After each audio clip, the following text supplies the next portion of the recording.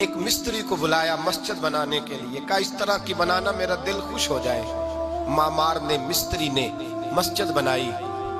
बादशाह सलामत को पसंद ना आई तो बादशाह सलामत ने उस मिस्त्री का हाथ गुस्से से काट डाला।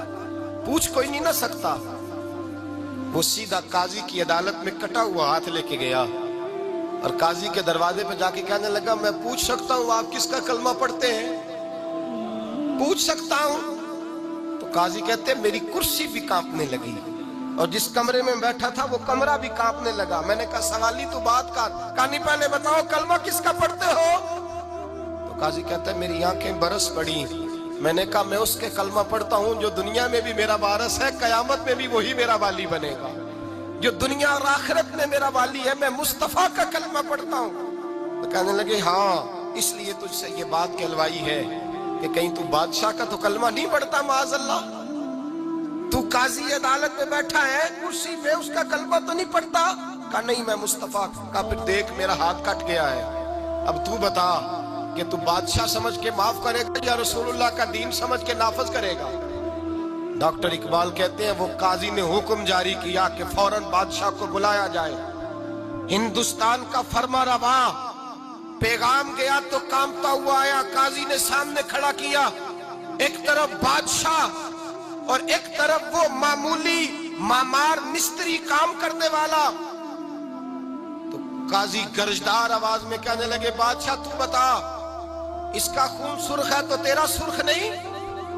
इसके बाजू पे गोश्त है तो तेरे बाजू पे नहीं? इसे दर्द होता है तो तुझे नहीं होता? ये तूने क्या हरकत की? बादशाह की गर्दन झुक गई। काजी कहने लगे पकड़ो इसको, बाहर ले जाओ और इसका बाजू काट दो, इसका बाजू काट दो। डॉक्टर इकबाल कहते हैं जहां कांप रहा था सारा कुछ, वहां खुशी के शादियाने बजने लगे। काजी कहने लगा इसका बाजू काटो और इसको बताओ अमीर गरीब का फर्क उतनी देर होता है जितनी देर बंदा मुसलमान नहीं होता, और जब कोई रसूलुल्लाह का गुलाम हो जाता है फिर सारे बराबर हो जाया करते हैं। बंदाओ साहिबो मोहताजो गनी एक हुए, तेरी सरकार में पहुंचे तो सभी एक हुए।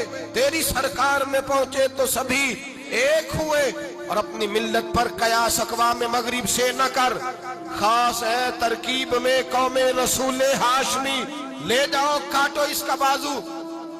इकबाल कहते हैं जब बाहर ले जाया गया बादशाह को तो बादशाह ने गर्दन झुकाई।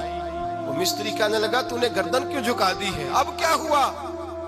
तो बादशाह सुल्तान मुराद आंख खोल के कहने लगा भूल गया था, गलती हो गई थी, बादशाही के तकब्बुर में आया था। वो जो तेरा हाथ काटा है वो तकब्बुर से कट गया है, और ये जो गर्दन मैंने झुका दी है ये मैंने अपने नबी के दीन की हद के नीचे झुका दी है, हुजूर के कानून के नीचे झुका दी है। यहाँ सजा लूंगा वहां शर्मिंदा नहीं होना चाहता। उस मिस्त्री ने बढ़ के सीने से लगा लिया और कहने लगा काजी साहब मैंने माफ किया, मुझे पता चल गया है कि मुसलमान बादशाहों का कलमा नहीं पढ़ते, मोहम्मद अरबी का कलमा पढ़ते हैं, रसूलुल्लाह का कलमा पढ़ते हैं। और जब तक मुसलमान नबी पाक का कलमा पढ़ेंगे कोई अल्लाह की हदों को नहीं तोड़ेगा, कोई दीन को पामाल नहीं करेगा, किसी के अंदर ताकत पैदा नहीं होगी कि वो दीन की